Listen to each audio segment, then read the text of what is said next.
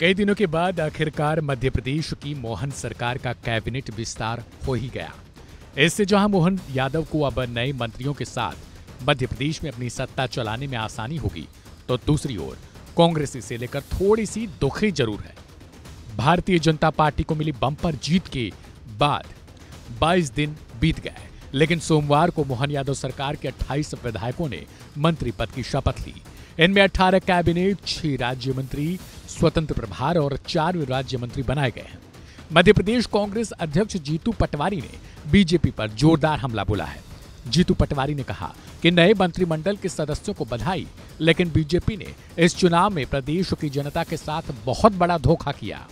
जीतू पटवारी ने भारतीय जनता पार्टी की सरकार पर निशाना साधते हुए कहा कि मध्य प्रदेश में ये पहली बार हुआ जब चुनाव किसी और के चेहरे पर लड़ा गया। पूरे चुनाव में लाडली बहना योजना के जरिए खूब वाहवाही लूटी गई, भैया मामा और बहन का रिश्ता बनाया। यह सब करके मुख्यमंत्री का चेहरा किसी और का दिखाया, फिर मुख्यमंत्री किसी और को बना दिया। अव्वल तो नए मंत्रिमंडल को ढेर सारी शुभकामनाएं, पर मध्य प्रदेश की धरती पर पहली बार यह एहसास हुआ कि चेहरा किसी और का बताया गया।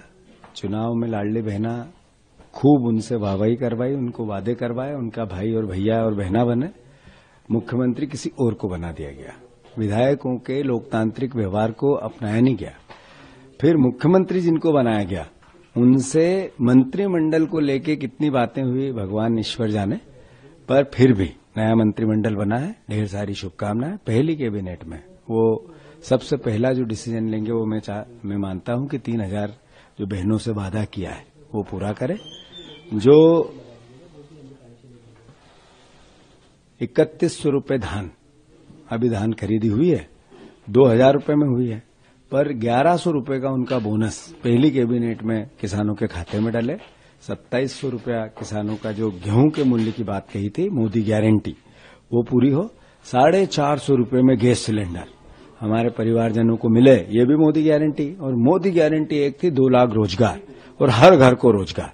ये सारे वादे जो गीता और बाइबल की तरह, गीता और रामायण की तरह वचन पत्र की बात विधानसभा में मुख्यमंत्री जी ने कही, पहली कैबिनेट उस पर अक्षर से पालन करेगी, ऐसी आशा।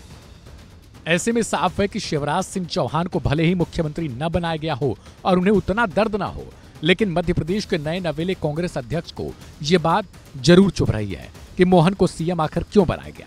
लिहाजा इंतजार करना होगा बीजेपी की ओर से इस सवाल का जवाब आने में।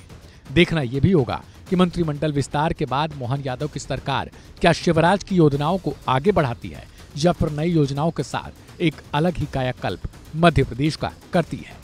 इस खबर में फिलहाल इतना ही। बाकी के हम और ताजा अपडेट्स के लिए सब्सक्राइब करें वन इंडिया हिंदी।